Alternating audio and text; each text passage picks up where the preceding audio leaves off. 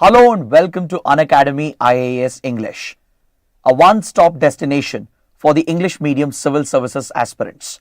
A very good morning and welcome to the daily Hindu news analysis. So let's begin today's discussion by first looking at the topics that we are going to discuss. In today's Delhi edition of the Hindu, we have around 12 to 13 articles which are important for the exam.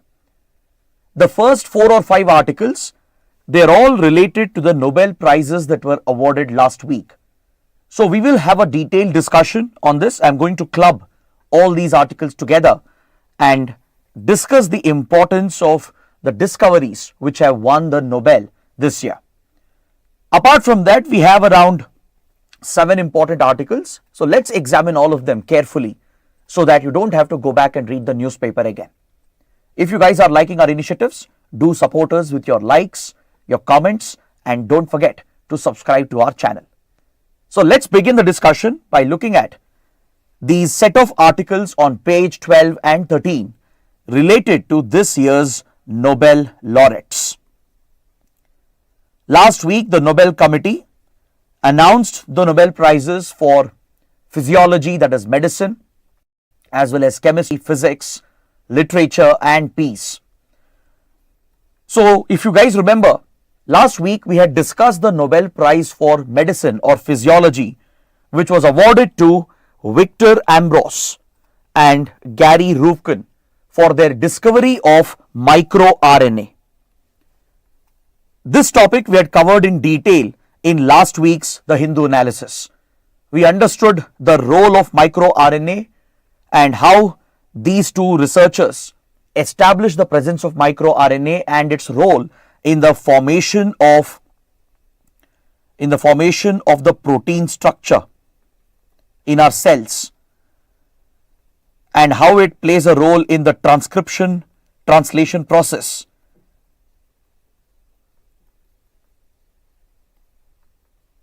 That enables genetic information to be transmitted from DNA to messenger RNA. In a way, this forms the essential building blocks of life, and the way in which the proteins are sequenced and coded was in a way brought out by the discovery of microRNA. This helps in understanding cell abnormality today, which leads to various diseases and disorders, including cancer and other genetic disorders. So even though we are not able to figure out what exactly contributes to the unique genetic makeup and characteristics, at least the discovery of microRNA played a big role in understanding the transcription process, in understanding the cell formation process, which helps in detecting abnormalities, and today it finds a big application in the medical industry. It helps in predicting cancer and few genetic diseases, and it helps in developing cures for these conditions as well. So that is why for this remarkable groundbreaking discovery, the Nobel Medicine was awarded to these two researchers, and we have studied this in detail last week. So today let's focus on the other Nobel Prizes, especially chemistry, physics, and even the Nobel Peace Prize. Now this year's Nobel in chemistry has been shared by 3 researchers. Half the Nobel Prize for chemistry has been awarded to David Baker, and the other half is shared between Demis Hassabis and John M. Lumper. These researchers have done phenomenal research again in the field of protein structure, because eventually protein is what forms the basis of life. It provides the structural support at the cellular level, be it your muscle, the tissues, or even your hair. Right? Eventually, they are all made up of different types of protein structures, which are a combination of amino acids. But we had never been able to understand how these amino acids come together to provide that structure to the proteins in 3 dimensions, and how these different protein structures perform different functions. How do they express themselves differently? So with regard to the structure of a protein and design of a protein, some remarkable discoveries have been made by employing cutting edge technology. That is why these researchers have been awarded with the Nobel Prize in Chemistry. So let's take a slightly deeper look at this. Let's understand the contribution of these researchers and how it can have applications in today's world. See, when you look at studies in the field of protein or protein research, it's mainly focused on two aspects. One is the design of a protein, how the amino acids stack up to form different protein structures, and how the protein gets organized into different three-dimensional structure. This is something researchers have always battled to understand. See, in nature, there are several types of naturally occurring amino acids, which are the building blocks of a protein structure. But out of them, there are around 20 amino acids which are absolutely critical for all living organisms, including for human beings. These 20 amino acids arrange in different shapes and structures, eventually forming these protein structures which have different functions. But what leads these amino acids to arrange in a certain manner has always been a mystery. This is what scientists refer to as the protein folding problem. Studies have established that these amino acids arrange themselves in a certain order, giving a certain structure to a protein and a certain function to a protein. But what makes this happen? Why these amino acids arrange in this specific structure is something that we humans have never understood. In fact, many researchers even equate this with an act of God. This is called the protein folding problem, and the answer to this question has always remained a mystery and remains a mystery even to this day. But the groundbreaking research on protein structure and design by these researchers has brought us closer to understanding the protein folding problem. In fact, John Kendrew and Max Perutz from the University of Cambridge in 1962, they were the first to develop the 3D structure of basic protein structures like hemoglobin and myoglobin. This had won the Nobel Prize in Chemistry back in 1960s. Then later, Christian and Finson developed the first protein 3D structure and determined the sequence of amino acids back in 1972, which again won the Nobel Prize. So the Nobel Committee has always prioritized research on protein structure and design, because understanding protein structure and design essentially gives us answers to the very building blocks of life. So now, the researchers have built upon these advances that happened decades ago, and by employing modern technology, they are able to bring out the structure of a protein and at least provide us answers which gets us closer to the protein folding problem. See, till date, we don't know why exactly amino acids arrange in a certain structure and why do they have different functions depending on the structure. This protein folding problem remains unsolved, but understanding the structure formation and how it performs a role in human physiology is something that has been a matter of concern. So this is where latest advances in technology, including artificial intelligence and deep learning, has been employed by current Nobel laureates. I am sure some of you are familiar with Demis Hassabis and his co-partner John M. Lumper. Both are quite big names in the tech industry. They co-founded DeepMind, a deep learning application which was later bought out by Google. Google bought this company called DeepMind, which was co-founded by Hassabis. So these two researchers have employed deep learning technology to help understand protein structure and how proteins develop this structure. Because see, in traditional research, to understand the protein structure formation through different amino acids, this would take several months and years of effort, because they would use a technique called X-ray crystallography, which is a very time-consuming, laborious process. So to understand each protein structure, researchers had to invest months and years of effort. Now this has been brought down to just few hours. Within few hours today, deep learning algorithms can bring out the protein structure. This is the remarkable transformation that has been brought out by this company called DeepMind, which was founded by Demis Hassabis, which was later acquired by Google. So both John Lumper and Hassabis, developed this deep learning model called AlphaFold. There are 3 different versions of AlphaFold which has tried finding answers to the protein folding problem. It employs deep learning machine learning algorithms to mimic X-ray crystallography techniques by trying to understand the different patterns of protein structures. So now researchers need not spend months and years to understand protein structures. They can employ applications, deep learning applications like AlphaFold, and within hours they are able to come out with multiple possible structures formed by the arrangement of amino acids. So this has accelerated our understanding of protein structure. In fact, John Lumper, as part of DeepMind, played a critical role in bringing out AlphaFold 3. Hassabis had played a critical role in development of the first 2 versions of AlphaFold, and recently, earlier this year, the 3rd edition of AlphaFold was launched by DeepMind, and it has been a remarkable breakthrough as far as understanding the structure of a protein is concerned. The time taken to understand the structure of a protein, how amino acids assemble themselves to form these different structures, has been drastically reduced.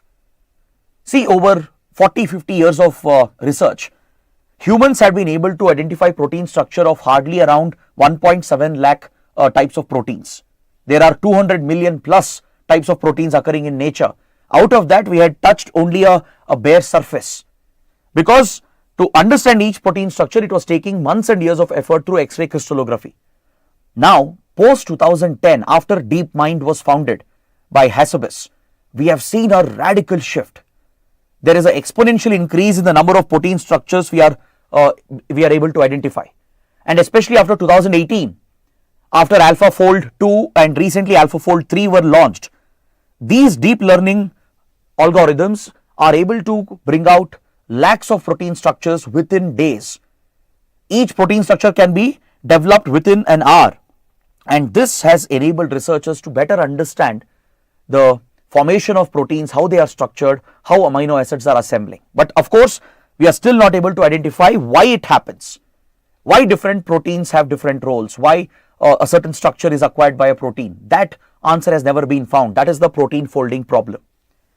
Now, coming to protein design, the other Nobel laureate, Baker, played an important role in developing a computer program called Rosetta back in 1990s, which has been applied since 2003 to design new proteins with specific functions and shapes. Today, humans are able to synthesize proteins as well in a lab, essentially, and much of the credit goes to Baker, who developed the Rosetta computer program that helped in designing protein structures to give them a set of specific functions. So this again plays a big role in understanding human physiology, the very building blocks of life, and it has immense applications in the medical industry. For example, when COVID-19 had broken out, you might have come across antiviral nasal sprays that were launched in the market. Some of these antiviral nasal sprays were developed using designed proteins.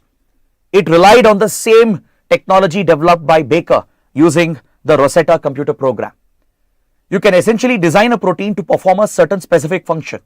For example, in these anti-COVID nasal sprays, the protein which was used was designed to latch on to the spike protein of the target virus, the SARS coronavirus 2, because it was essentially the spike structure which was allowing the virus to lodge in your nasal cavity and then lead to the infection, which would help the virus to break into the cell structure.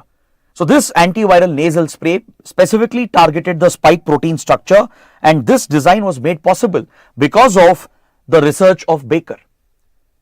By using the Rosetta computer program, proteins could be specifically designed to carry out certain functions to target specific sites, and this has immense research value, commercial value and medical value across the industry, across the healthcare industry.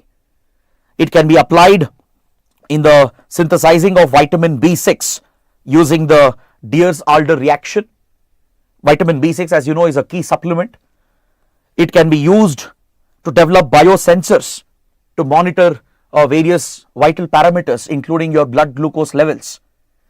It can be used for making atorvastatin using the aldol reaction. So specific proteins can be designed, enzymes can be produced to help in these medical applications.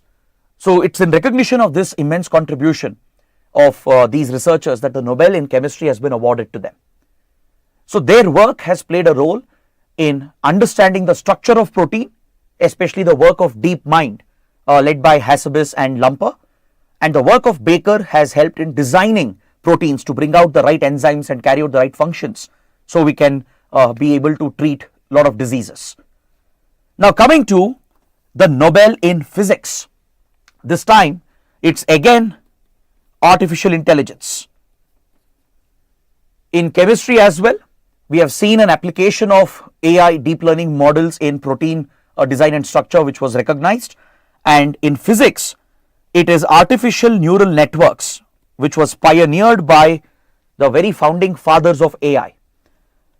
Geoffrey Hinton is often referred to as the godfather of AI.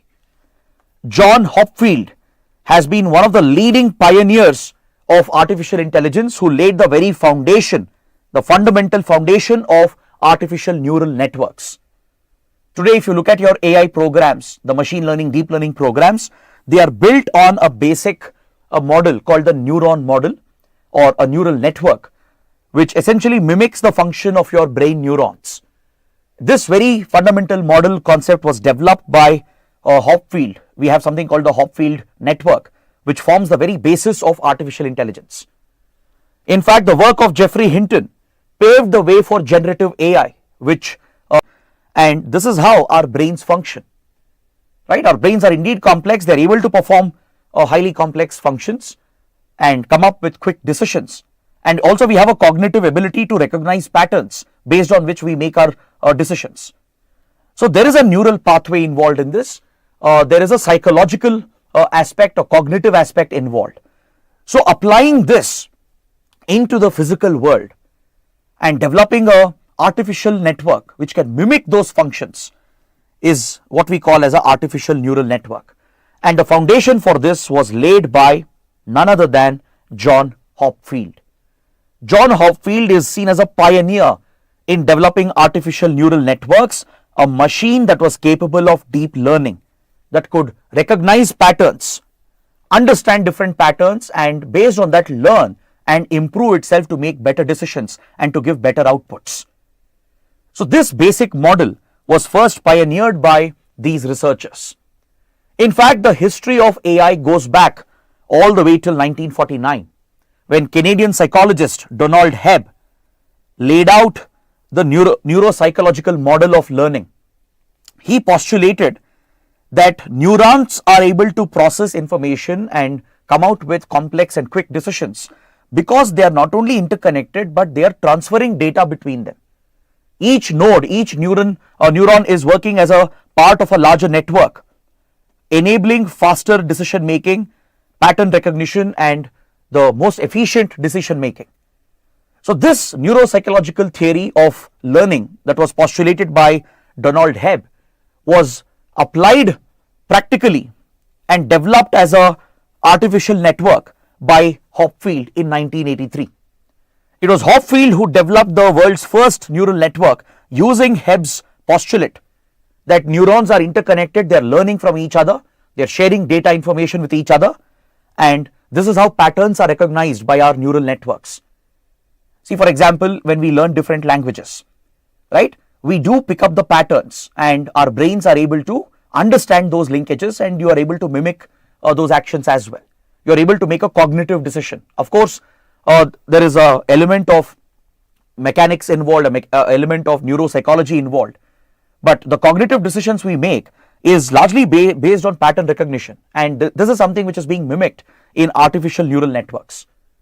So Hopfield came out with a model of an artificial neural network which could recognize such patterns by mimicking the neural network that is found in animal brains. So this essentially established Donald Hebb's postulate. Now, an artificial neural network, for example, if it is trained on different languages, let's say. It will recognize the common words based on patterns. Like for example, let's say a neural network is fed with English, Hindi or Kannada as a language. It will be able to see the common patterns, identify the common words. Let's say in English we call this the hand, right? In let's say languages like Tamil or Kannada, it's called the kai. In Hindi we call it the haath. So it can see the repeating patterns in the language and recognize that, okay, this is something that refers to the same object. This particular linguistic syllable is something that refers to the same object across different languages, and a neural network will be able to learn from this. It will be able to replicate this in the future and give you the right outputs.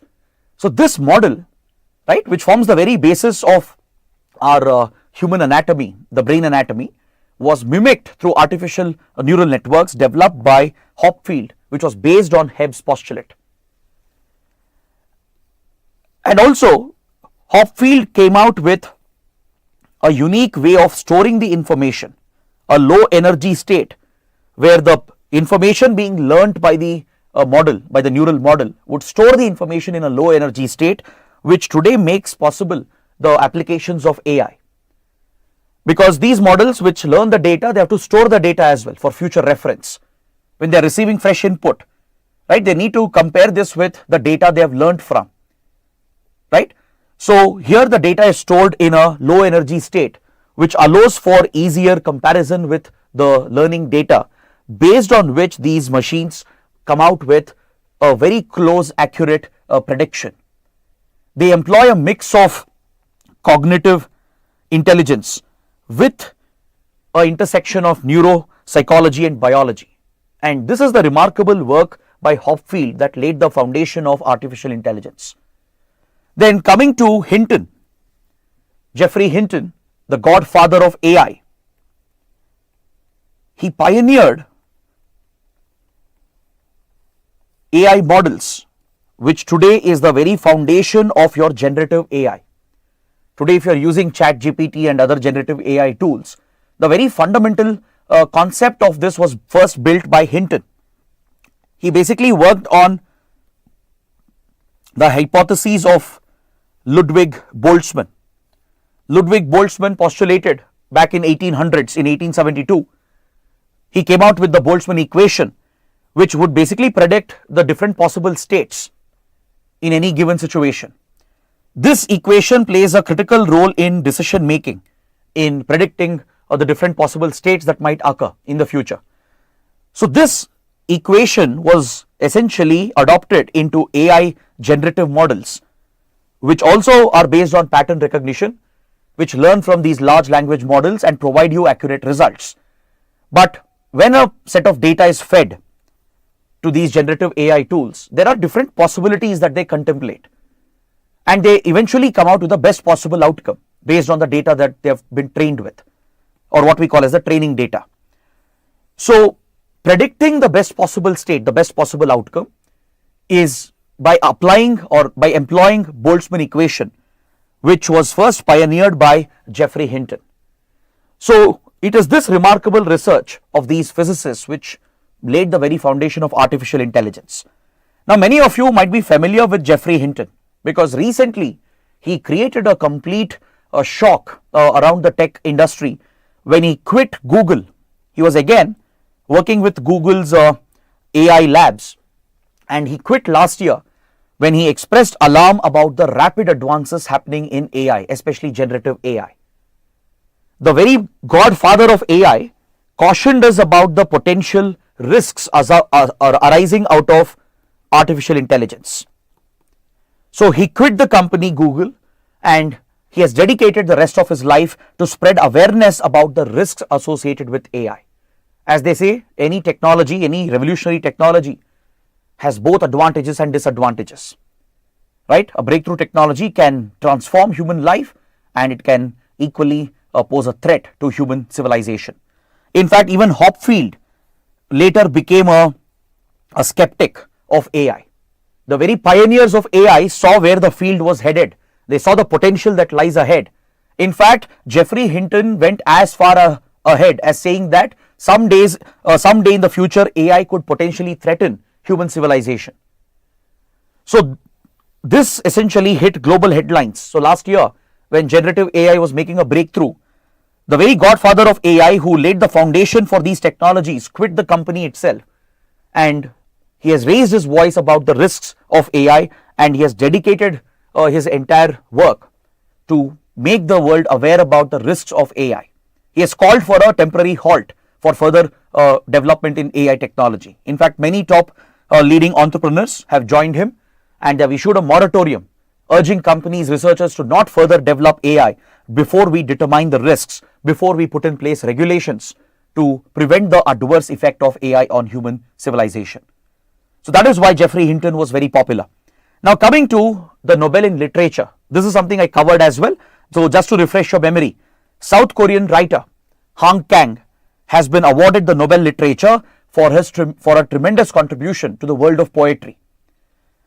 She is a world-renowned author, a poet, and especially her work has brought out human trauma, human suffering from conflicts, even the suffering of women, right, in a patriarchal society, and the gender discrimination that exists. So she has pioneered human emotions essentially through her literary work, and that is why this South Korean writer was awarded the Nobel in literature. Now coming to the Nobel Peace Prize. This year Nobel's Peace Prize has been awarded to a pressure group, a Japanese pressure group called Nihon Hidankyo. This essentially is a collective group of the survivors of the Hiroshima-Nagasaki atomic bombing. When United States dropped the atomic bombs, the little boy and fat man on Hiroshima and Nagasaki, causing the first ever nuclear war, the only ever nuclear war in the world. The survivors of this nuclear tragedy have suffered from lifelong impact. More than 1 lakh survivors, even today there are 1 lakh plus survivors who are still alive in Japan. They have suffered through the horrors, they have gone through the consequences, and hence they came together to form this collective group, a pressure group in 1950s. Since then, these survivors of the nuclear attack, they have been championing the call for nuclear disarmament. The survivors are called Hibakusha. The survivors of the nuclear war, the survivors of the atomic bombing in Hiroshima, Nagasaki are called Hibakusha in Japanese. So they are the members of this organization, this pressure group called Nihon Hidankyo. So they have traveled around the world. Even they visited India a couple of decades ago to spread awareness about the impact of nuclear weapons. They've campaigned throughout their life to get the world to rid of nuclear weapons. So they've not only championed the cause of nuclear disarmament, but they've also organized relief for the victims who were left behind after the nuclear attacks. They've been mobilizing financial resources, government support to ensure that the victims are taken care of. So they've done an incredible work as far as human rights is concerned. And apart from that, apart from the contribution to the nuclear survivors, they have been pushing the world to ensure that we disarm ourselves and eliminate nuclear weapons. In fact, after the award was announced, after the Nobel Peace Prize was announced, the leaders of Nihon Hidankyo, they have already cautioned that the world is again headed towards dangerous territory, given the ongoing conflicts and tensions and rivalries, and given the predictions of a possible third global war. The survivors, right, the Hibakusha, the members of Nihon Hidankyo, they have warned that the world is getting dangerously close to another possible nuclear conflict. So this is a very serious warning given the circumstances that we deal with today, and they have urged all global powers to move towards nuclear disarmament.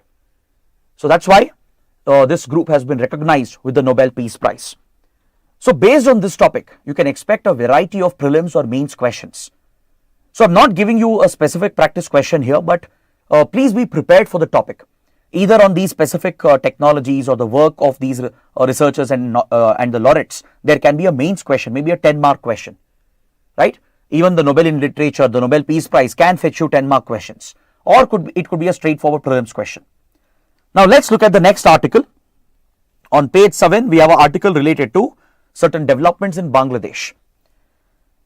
In Bangladesh, very disturbing developments are being reported where religious minorities like Hindus are being targeted. See, this has been a fundamental problem that we have dealt with in Bangladesh. Since many decades, the fundamental split in Bangladeshi society between the secular moderates and the religious radical fundamentalists has been a defining part of Bangladeshi society and Bangladeshi politics. Until recently, India had a friendly government in power under Awami League led by Prime Minister Sheikh Hasina, former Prime Minister Sheikh Hasina. But with Sheikh Hasina thrown out following the massive protests that happened in Bangladesh and Awami League removed from power, it appears as if the radical forces have taken hold and taken control, and we have seen a sudden increase in attacks on religious institutions and minorities in particular. So this is something that bothers India, affects India directly. The Indian government, Ministry of External Affairs, has urged Bangladesh to protect the religious minorities because recently during the Navratri season, several Hindu temples have been attacked. In fact, one of the gifts that was donated by Prime Minister Modi during his visit to Bangladesh in 2021, he had donated a gold crown to a very popular Kali temple in Bangladesh. This piece of jewelry has been stolen by miscreants. Essentially, the temple has been desecrated and several places of worship, including the Durga Puja pandals, which is an integral part of Bengali culture, they have been targeted. A few extremists have thrown explosives at one of the Durga Puja pandals, injuring few Hindu worshippers. There have been targeted attacks, including stabbing incidents where Hindu minorities have been targeted. So this rising threat for minority Hindus in Bangladesh becomes a diplomatic issue for India. India has urged the interim government headed by Muhammad Yunus to ensure that these extremists are tackled, to ensure that rising religious fundamentalism doesn't threaten the interests of religious minorities. So in this context, you should understand which are the groups that pose a threat as far as Indian interests are concerned. See, there are few fundamentalist organizations in Bangladesh. For example, the Jamaat-e-Islami, a student-based radical outfit, known for its radical inclination, its alignment with Pakistan as well. The Jamaat is considered to be aligned with even terrorist outfits like Lashkar-e-Toiba, Al-Qaeda, etc. Then a mainstream party, the BNP, Bangladesh Nationalist Party, which is also seen as a pro-Pakistan party. The BNP, which has even formed the government previously, has often been aligned with the Jamaat. So these are right-wing extremist fundamentalist forces in Bangladesh.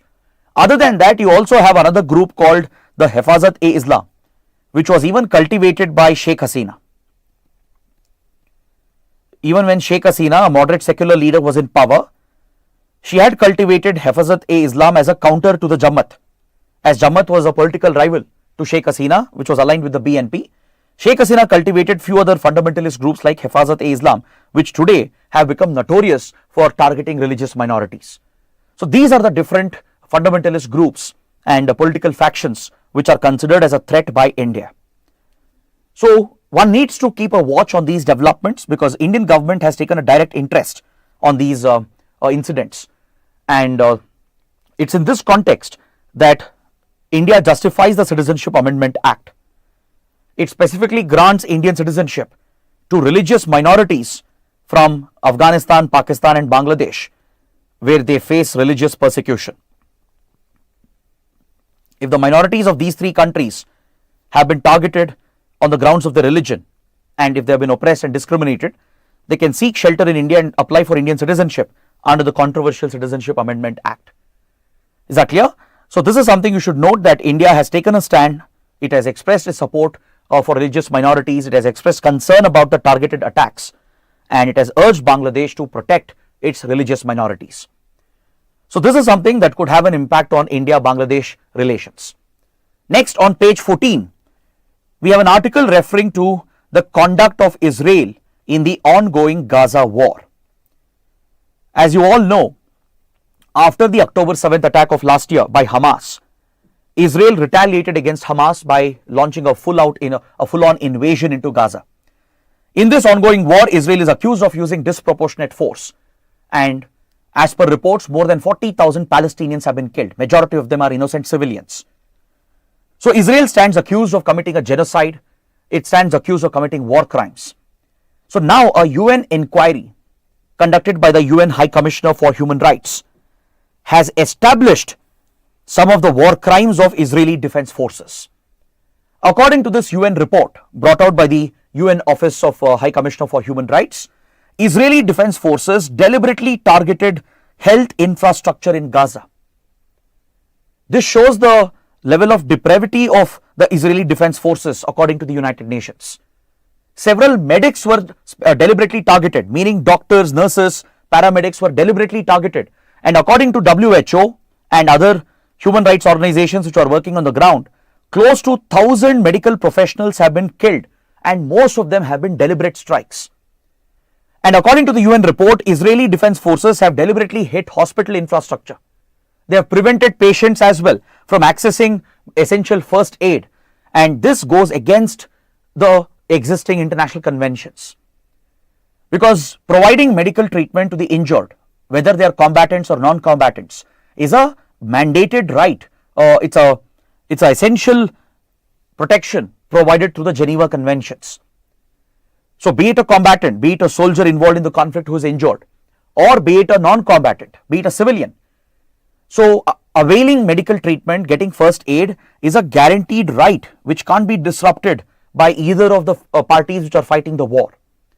Any attempt to deliberately disrupt the provision of healthcare in a war zone constitutes a war crime under international law.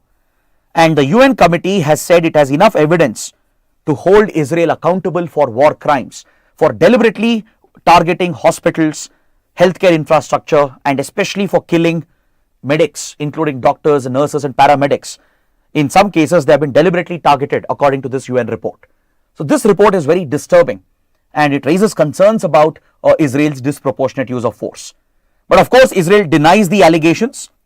Israel says this is just a campaign by the pro-Palestinian countries at the UN, which are trying to tarnish the image of Israel. Israel has defended itself. It has said that IDF forces are professional, they follow international law, and they haven't committed any war crimes. So of course, it is a controversial topic, a debatable topic, but evidence brought out through the UN Commissioner for Human Rights shows that, at least to some extent, doctors, medics, and hospital infrastructure was indeed targeted by IDF. Whether deliberately or not, at least they knew before the attacks were carried out that this was going to hit a hospital, it was going to kill medics, and despite that, Israeli Defense Forces went ahead as they believed that Hamas fighters were hiding in hospitals. So Israel's excuse is that Hamas uses civilians and the aid workers as human shields. So Israel declares everyone a legitimate target, even human shields as a legitimate target if Hamas fighters are hiding amongst them. So this stand of Israel is not acceptable as per international law. In the name of targeting legitimate military targets, such as combatants or terrorists, you can't end up killing civilians despite having that knowledge, despite having the knowledge that there are civilians who might get killed. And especially aid workers cannot be targeted when there is prior knowledge that civilian infrastructure would be hit or doctors could be killed. Such acts cannot be carried out in a war zone. It's prohibited under international law. So this is what we take away from this article. Now for prelims, let's see some basic points about the UN High Commissioner for Human Rights. See, this office was established in 1993 in line with the Universal Declaration of Human Rights. The UDHR was the first international convention related to human rights brought out in 1948 after the Second World War. So, to protect human rights, an Office of High Commissioner for Human Rights was set up in 1993. It works with UN General Assembly, it works with UN Human Rights Council, the UNHRC, and conducts investigative work to establish claims of human right violations. So it also plays a role in protecting human rights, in helping refugees, and in dealing with human rights in war zones. So apart from providing humanitarian assistance, it also conducts investigative work to build up evidence on those countries which are alleged to have committed genocides, war crimes, etc. That is the primary role of the Office of the UN High Commissioner for Human Rights. It is headquartered in Geneva, Switzerland. It also has an office in New York to work with UN General Assembly and Security Council, but its main headquarters is in Geneva, Switzerland. Now coming to the prelims section, let's take a quick look at the prelims related articles. On page number 4, we have an article related to sickle cell anemia, which is a major challenge in the tribal pockets of India, especially in states like Chhattisgarh. Tribal communities, forest dwelling indigenous tribal communities, they suffer from a inherited genetic disorder called sickle cell disease, and ensuring that we eliminate sickle cell is a national priority. In fact, the Modi government has set a target of 2047 under the National Sickle Cell Elimination Program. So, tribal communities are more vulnerable, indigenous communities are more vulnerable for this inherited genetic disorder, because especially those communities which have a lot of inbreeding, right, they report this genetic abnormality. So, it's an inherited blood related disorder passed down through generations, especially when there is inbreeding within a community, when usually blood relatives get married, right, which is often almost prohibited or seen as a stigma in other communities. It is quite common in tribal communities, and this inbreeding results in a genetic abnormality, and it's an inherited blood disorder. So, your regular RBC cells are having almost a spherical shape, right, which allows them to pass smoothly, carry oxygen. But those suffering from sickle cell, right, report a drastic change in the very shape of the RBC. It becomes like a crescent, like a half moon shape. That's why it's called a sickle cell. It looks like the shape of sickle. So, with reduced surface area, its ability to carry oxygen and other essentials reduces, thereby leading to various disorders, leading to aggravated symptoms, and the lifespan of those individuals will reduce drastically. Those who have sickle cell condition will report severe anemia, a severe case of swollen lymph nodes and hands and feet, leading to extreme fatigue, and this could even lead to organ damage, right, due to the lack of oxygen being delivered to the organs as the disease progresses, and eventually this could turn out to be fatal. So, most individuals suffering from sickle cell, when it turns into sickle cell anemia, they don't survive for a long time. So, it's a crippling disease, it's a fatal disease as well. It primarily affects the weaker, vulnerable communities like tribal communities, right. They are not only poor and backward with limited access to healthcare, but they also have very limited awareness about the disease itself.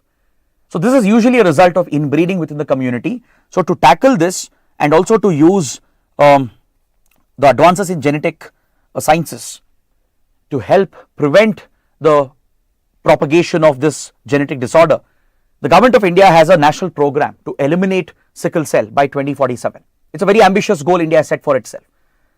So, there is a cure available, which is the expensive, complicated bone marrow transplantation or stem cell transplantation. So, that is the only option available to cure, but again it may not be accessible, affordable to everyone, especially to poor tribal communities. That is why the government is trying to adopt these cures and roll it out through government support, and it is trying to bring in treatments as well to at least handle the symptoms, to prolong the lifespan, to make it manageable, and even avoid the disorder being inherited genetically, right. So, genetic studies can help establish that. If a couple is specifically prone to have a child with possibility of sickle cell, right, the couple can be counseled.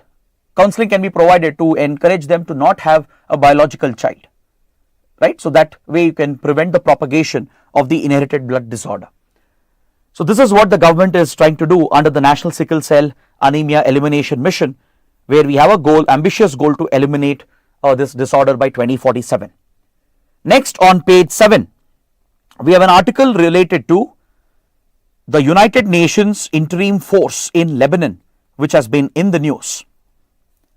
The UNIFIL.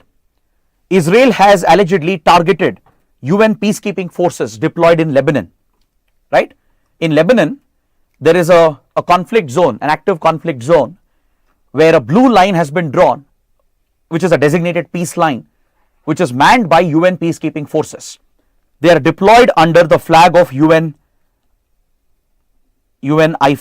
or UNIFIL, the United Nations Interim Forces in Lebanon. So here in this map, you can clearly see Israel, Lebanon over here, Syria over here, and you can also see the Golan Heights, which is Syrian territory but illegally annexed, occupied by Israel since 1967. So along this conflict zone, there is a blue line drawn by the UN. You can see the blue line that marks the Israel-Lebanon border over here and also cuts across the Golan Heights, which is under Israeli occupation. So this flashpoint zone is monitored by the UNIFIL forces operating under the UN peacekeeping forces. But recently, Israel has launched attacks targeting the blue line, which has even hit the UN peacekeepers deployed here in Lebanon. And this is again a violation of UN Charter. In any conflict zone where UN peacekeepers are deployed, they can't be targeted. Any attack on them is inviolable. It's a serious violation of the UN Charter itself. Can you see this town over here? This coastal town in Lebanon, Nakura. This is the headquarters of UNIFIL. This is where the UN peacekeeping forces are headquartered along the blue line. These headquarters were specifically hit by Israeli attacks. Reportedly, even Hezbollah rockets which are fired have been hitting UN peacekeeping forces. So this is not tolerable under international law, and accordingly, many countries have condemned these attacks on UN peacekeepers. See, around 34 countries are the troop contributing countries to UNIFIL, which is the UN peacekeeping mission in Lebanon. They are deployed in the Golan Heights as well. However, India is not part of it. There are no Indian troops in the UNIFIL mission. But India is indeed one of the major troop contributing countries for UN peacekeeping forces. If you look at other UN peacekeeping missions, let's say in Africa, where civil wars and conflicts are raging, there are thousands of Indian troops deployed, as India is one of the top troop contributing countries. And India has always expressed concern about the safety, the well-being of peacekeepers. India has been the country which has suffered the biggest losses. Close to 170, 180 Indian troops have been killed in the last many years. We have contributed more than 2 lakh troops overall. And that makes India one of the biggest contributors to UN peacekeeping missions. So out of them, close to 170, 180 Indian troops have been killed in the conflict zones. And we have always raised the issue of safety and well-being of UN peacekeepers. So India has expressed support for the UNIFIL forces as well. And India, along with other countries, have condemned Israel for its attack on UNIFIL headquarters. This is seen as a serious violation of the UN Charter, of the UN principles. So in this regard, India doesn't support Israel as well. As a troop contributing country, we ourselves are concerned about the safety, well-being of our troops. So either of the parties cannot attack UN peacekeepers, be it a war between two governments or a civil war between rebel forces. Neither of the party can target UN peacekeepers, right? UN peacekeepers are also called the blue helmets. They are deployed to maintain peace as part of international response through the UN. So they are not supposed to be targeted by either of the sides. But a recognized UN state deliberately targeting UN peacekeepers is a serious violation, and all the troop contributing countries have criticized Israel. India also has joined the criticism, even though there are no Indian troops as part of this UN mission in Lebanon. Next, on page 10, we have an important update about HAL, Hindustan Aeronautics Limited. The Finance Ministry has promoted HAL to Maharatna status, making it the 14th Maharatna PSU in the country.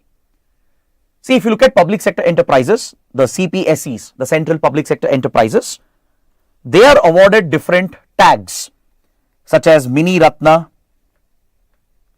Maharatna and Navaratna. So PSUs, based on their performance, based on their revenue, profit margin, their overall financial performance, their profits, losses, right, their market capitalization, etc. By taking all these factors into account, the government categorizes PSUs into different categories: Mini Ratna, Maharatna, Navaratna, etc. So this status allows more flexibility for that company in its operations. The government will give more flexibility and autonomy. The government relaxes its control over the PSU, allowing the board of the company to run the company with more freedom and independence. So now HAL has shown phenomenal performance in the last 3 fiscal years. Its operating margin has improved, profit making has improved, its cost has come down. So this efficiency of HAL has led to its elevation as the 14th Maharatna of India. So this will give HAL greater autonomy, meaning the board can make its own decisions on several matters without consulting the government, without taking permissions from the government. It can invest up to 5,000 crores or 15% of its net worth on its own without again needing the approval of the finance ministry. For making strategic decisions, for expanding into a global player, to have a global footprint, or to come out with new lines of products, or to diversify into different sectors. These strategic decisions can be taken by the board, again without consulting the government. So it will allow the PSU to expand globally, to diversify its offerings, and also carry out strategic investments, and even manage its own human resource. Right? So overall financial autonomy, operational autonomy is given with the elevation in status to a Maharatna. So that is what you need to note down. Now please read about mini Ratnas and Navaratnas as well. Understand which PSUs are listed as mini Ratnas, Maharatnas and Navaratnas, and what kind of flexibility and autonomy is given to them depending on their categorization. Next, on page 14, we have an article related to a strategic port in Bangladesh, the Chittagong port, also called the Chethan port. This strategic port, which opens to Bay of Bengal, has been built with Chinese assistance. China has been one of the major investors in the modernization and upgradation of Chittagong port in Bangladesh. In fact, this is even seen as China's string of pearls strategy. The Chittagong port in Bangladesh is seen as part of China's string of pearls strategy to encircle India, to contain India. So at this strategic port, a Chinese naval fleet has docked as part of the maritime security cooperation between China and Bangladesh. Even when Sheikh Hasina was in power, China-Bangladesh had very close relations, not just close economic ties, but even close defense and security relations. China has invested heavily in the country as part of its Belt and Road Initiative. Sheikh Hasina's government had joined the BRI of China. China has invested in industrial projects, power plants, port and road projects as well. China also is a weapons supplier to Bangladesh. China even conducts joint military exercises with Bangladeshi forces. So this is part of the ongoing defense relations, but it does pose a concern for India. Right? India sees the Chittagong port project as part of string of pearls, which is a alleged Chinese strategy to encircle and contain India. Now India also has influence at Mongla port and even Chittagong port. There are few Indian investments at Chittagong port and Mongla port. It's part of our connectivity projects to link India with Bangladesh and create alternate routes to northeast India by using the riverine networks, by using these strategic ports of Bangladesh, and use the rivers, the Meghna and the other rivers which connect with Brahmaputra, Barak and Ganga, to create an interconnected river network with road and rail transportation to find alternate routes to northeast India. This has been a priority for us as far as connectivity with Bangladesh is concerned. But the growing Chinese presence, and especially the deployment of Chinese naval vessels and submarines, remains a concern for India. Because recently when Chinese vessels docked in Maldives and Sri Lanka, even then India had a concern. It's not just the Chinese Navy, it's not just the PLA Navy, which is frequently deploying its vessels and its submarines.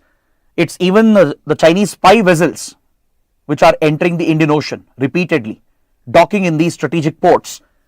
Right? This enables China to spy on India, to carry out espionage operations, to intercept Indian communication, to monitor India's missile launches and satellite launches. So that is a concern India has always had, and so it's important to take note of the docking of these Chinese vessels. It's part of an entire task force. A fleet of vessels and submarines have docked at Chittagong, and India is closely monitoring these developments. Now coming to the last article for today before we close the session, in the supplement page of the Sunday's edition, there is an article referring to the Wular lake in Jammu and Kashmir. It refers to the cultivation of water chestnut and the harvesting of water chestnut by the local people in Jammu and Kashmir, which is part of the sustenance of livelihoods in the region. Water chestnut has a lot of commercial value, right? As a nutritious, healthy snack, water chestnut has a lot of commercial value, and the local people in Jammu and Kashmir in the Wular Lake region, they harvest the water chestnut. So that is what the article and the images are focused upon. So let's collect some important facts about Wular Lake.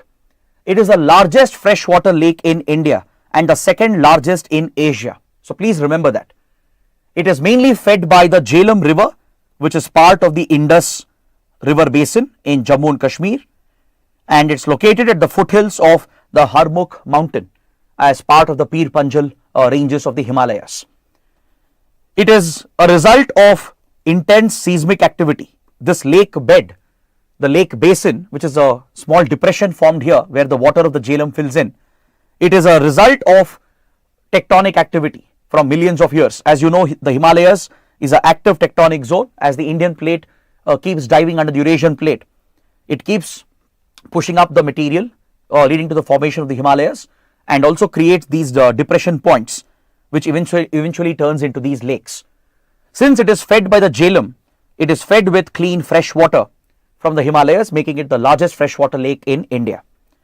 Also, please note, it is a Ramsar site. It is recognized as a wetland of international importance under the Ramsar Convention.